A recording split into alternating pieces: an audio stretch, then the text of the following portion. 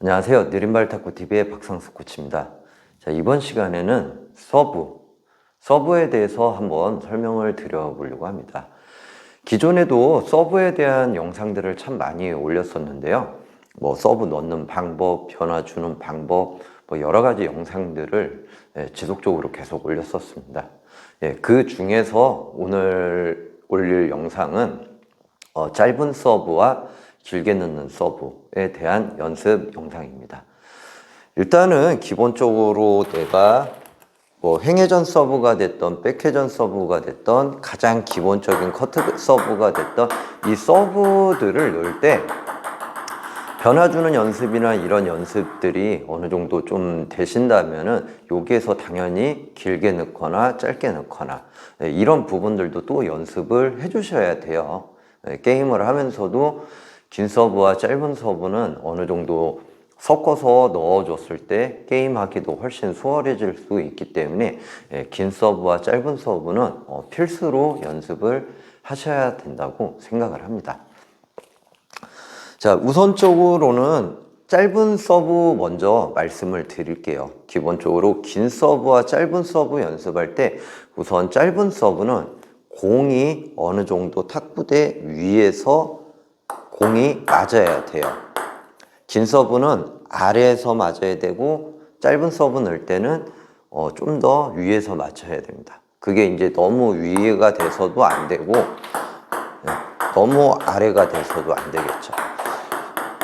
위에서 맞추면서 짧게 넣으려고 하면은 짧게는 들어갈 수 있는데 바운드가 너무 높아질 거예요. 내가 처음에 맞는 위치가 바운드가 높았었기 때문에 말 그대로 바운드가 높아질 수밖에 없습니다. 그렇기 때문에 바운드를 좀 더 줄이기 위해서 조금은 아래에서 맞추셔야 되는데, 그렇다고 해서 너무 아래에서 맞추시면은 바운드가 없는 대신에 들어갈 확률이 좀 더 적어지겠죠. 그래서 저 같은 경우는 탁구대에서 보통 한 30cm 정도 위치에서 가격을 해주시는 게 가장 좋다고 말씀을 드리고요. 그리고 탁구대에서는 내 탁구대에서 한 중간이 아니면은 중간에서 조금은 더 앞쪽에 공을 떨어뜨린다고 생각을 해주시면서 서브 연습을 해주시는 게 좀 더 짧게 넣으면서도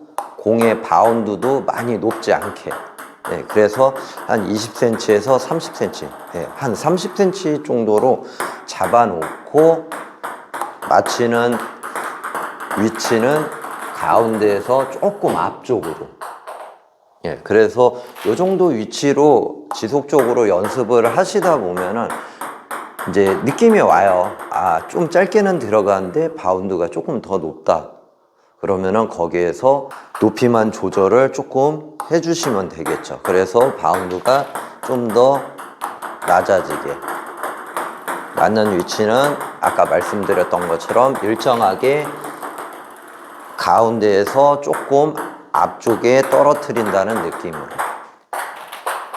그래서 맞는 위치 일정하게 연습을 해 주셔야 되고, 마찬가지로 떨어뜨리는 위치도 어느 정도 일정하게 떨어뜨려 주는 연습을 해 주셔야 바운드가 좀 더 낮으면서도 짧게 들어갈 수 있는 연습. 자, 이때 힘 조절도 상당히 중요하겠죠. 힘 조절도 내가 너무 세게 맞으면은 당연히 길게 나가겠죠.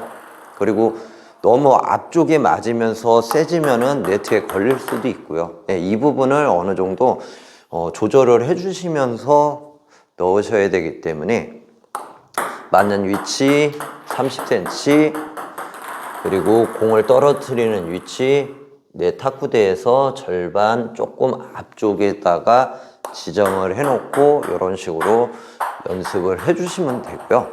자, 긴 서브 같은 경우는 좀 더 아래에서, 좀 많이 아래죠. 왜냐면 이제 길게 넣는다는 것 자체가 공 때릴 때 강한 임팩트를 힘을 많이 준다는 얘기가 돼요. 그렇기 때문에 바운드가 위에서 맞췄을 때 임팩트가 강해지면은 바운드가 세지면서 공이 바깥으로 나가게 되겠죠. 그렇기 때문에 공을 좀 더 낮게 보내줘야 되기 때문에 공 맞추는 위치가 위쪽이 아닌 굉장히 아래쪽, 최대한 아래쪽에서 맞힌다고 생각을 해 주셔야 돼요. 자, 이때 맞는 위치도 탁구대에서 가운데에서 앞쪽이나 이런 데가 아니라 탁구대 바로 앞에서 맞힌다고 생각을 하셔야 돼요. 공을 좀 낮게 보내는 거기 때문에 탁구대에서 중간이나 앞쪽으로 맞았을 때에는 네트에 걸릴 확률이 상당히 높아지겠죠. 네, 그래서 좀 더 탁구대에서 가까이에서 공을 쳐주시는 연습을 하셔야 돼요. 자, 이게 커트 서브, 횡회전 서브, 백 서브 모든 서브가 다 이 방식을 통해서 서브 연습을 하시면 됩니다. 그래서 백 서브도 좀 짧게 넣겠다 하면 아까 말씀드렸던 것처럼 똑같죠. 한 30cm 정도 위치를 맞춰 놓고 탁구대는 가운데에서 조금 앞쪽으로 해서 짧게 넣는 연습. 그래서 일정한 높이와